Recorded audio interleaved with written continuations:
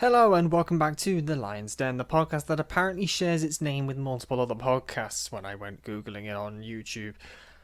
Anyway, I'm your host Matt as always, because this is the best one, clearly, obviously. No, I'm kidding.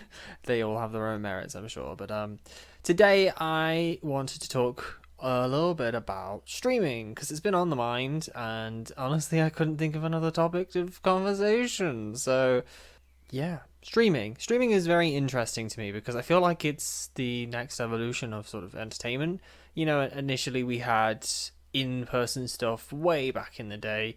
In the modern era, we transitioned towards television and then we moved towards online video platforms like YouTube, and then we moved into the live but online era with streaming, and it's been very interesting to kind of watch the evolution of it and to learn about how it's all progressed, because I think that streaming is just live television, right? It's just live TV programs, but instead of it being on a television that sits in your room that's broadcast nationally, it's on the internet, technically broadcast internationally, which is wild, to be honest, because it means your audience can be both absolutely massive and tiny at the same time. Because with television, you're limited to a certain number of channels, especially regional channels. So if everyone tunes into the same channel, you'll get a lot of viewers because that's what that device can physically do. Whereas the internet has all of the options, it can connect to everything and anything. And streaming can hit any sort of genre as well, which is also the really interesting part. Obviously, a lot of streaming started off with video games, which is kind of where I come into it, but I also do watch a lot of art streaming, which is really nice to do, especially because I'm kind of in the art sphere myself.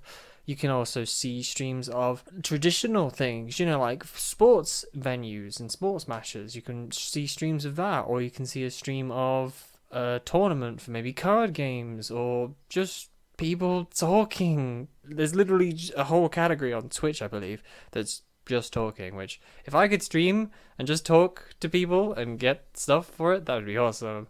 Who knows, maybe that's in the future.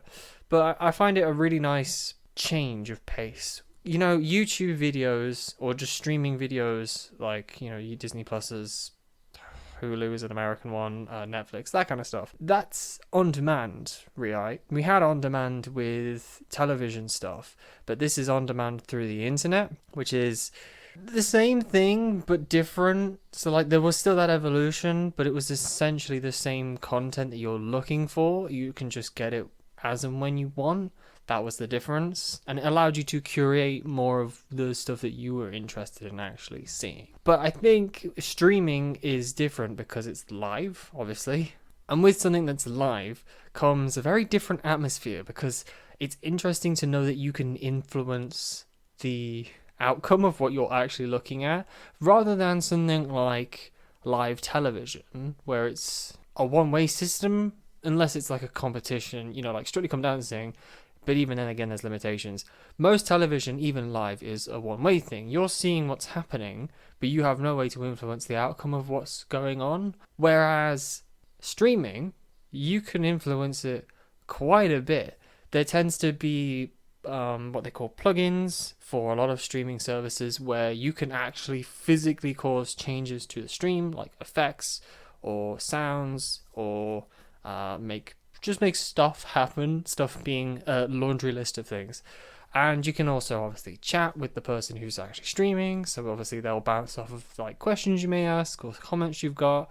So that's way different, despite them being both live mediums. And I find that oddly enjoyable yet exhausting. And that's a funny way to go about it. It's enjoyable because it gives you a lot more interactivity with it. It means you feel a lot more included. It's a lot more enjoyable when you're involved with something, but it can also be very exhausting because you have to keep up with it, right? You have to understand what's happening and understand the context and know exactly what you're supposed to be saying, right? So it's a double-edged sword, really. And obviously you have to be wary of what you're looking at and who you're watching, because not everyone is a perfect person, right? These platforms are open to everyone. Everyone and anyone can go on and create and stream whatever they want to do. Whereas live TV, there are multiple hoops you have to jump through before you even get in front of a camera. So they're curating the content a little bit more in that regard. But I feel like once you've found your niche, once you've found the area of people that you enjoy with and vibe with, it's so nice.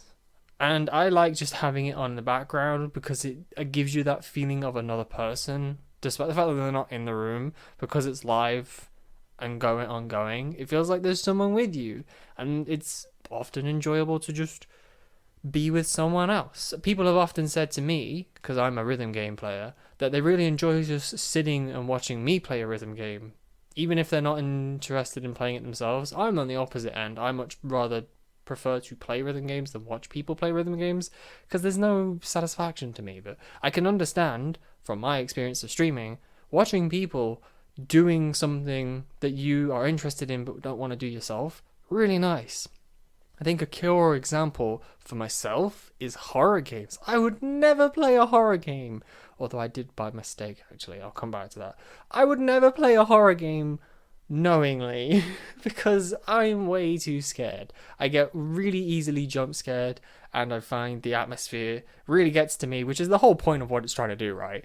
But watching someone else play a horror game, love it. It's like a medium of which the scary is filtered through, and it's not as terrifying, but it's still terrifying, gives me the fix of a horror game without me having to absorb the medium directly, if that makes sense. So that's really nice. I used to watch people play horror games, but with my headphones off, so like the sounds weren't nearly as loud, but I could still hear what was going on. Something like Five Nights at Freddy's 4, where the whole game is about listening. I didn't understand that mechanic at all because I would listen to the video with my headphones off because it would terrify me. That reminds me, like I said, I unknowingly played a horror game in my first year of university, which is hilarious. I bought this game because it was first year, I'd just gotten my Switch, and I had money. Basically, I'd been given a bank account that I had access to, and a debit card that I could use with online shopping. I'd never been able to do that before. All of my money was just in basic savings accounts that I'd have to go and get money or ask my parents or something. So I bought this game because it was cheap on the eShop. People said it was really well rated, but they wouldn't say anything about the game itself. They were like, it's one of those games you just gotta play, right? It's a bit like Undertale. You just gotta play it and know it's very, very little about it. Because the interesting thing is, it's one of those games that has multiple endings depending on what you do, which I didn't know at the time. But that I find that kind of game fascinating. Those kind of like story-driven choose your own adventure games, they're really cool, really interesting, and I like them quite a bit. But this one is a horror game, and I didn't know that. It's called Oxenfree, if you've ever heard of it. And essentially the premise is you and a bunch of your friends go on a little trip to a small remote island, and this island, I think, is cursed. I think if I remember correctly, it's something like it's on a dimensional rift, and there's these beings from another dimension or another universe that are manipulating what's going on and manipulating yourself and the people around you. I didn't know that at the time. I thought it was just some fun sort of adventure story game. And then as the jump scares start happening, I'm there freaking out, screaming, jumping around, getting really nervous, and having that like reaction you get where you feel it like ricochet through your body, and you're all tingly and scared and a bit cold, but you're sweating and you're kind of hot, and it's like, terrifying. Really good game though, and the hilarious thing is, despite not knowing anything about this game, the choices I did managed to get me the perfect ending.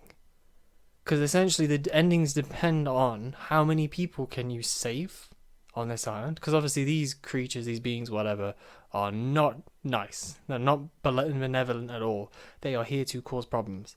But somehow, through my choice of actions alone, I managed to save everyone, which was really awesome and a really nice sort of resolution, and made me feel good about myself for putting up for the fact that it was a terrifying game. I'll never play it again, but I'm very glad that I got through it. So I think had I watched someone else play that game, I wouldn't have been as scared, but it's not as personal. But then again, it depends what you kind of get out of it, right? Fun fact, I was terrified of red lights for ages afterwards, because a nice marker in the game of to when something terrifying was going to happen is there would be a red light. So every time I was on my own afterwards, in a dark room and there's a red light, terrified. Good game. Anyway, yeah, streaming, very good thing. I might try and do it myself, for some friends perhaps, because I know Discord does streaming, so that's kind of cool. Like, as in, you can stream to a friend. Anyway, what do you think about streaming? Do you think it's a fun thing? Do you think it's something that you would do yourself, or do you just partake in it, or do you just not bother with it at all? Either way, I hope you've enjoyed listening. Stay safe, and I'll see you all next week. Bye!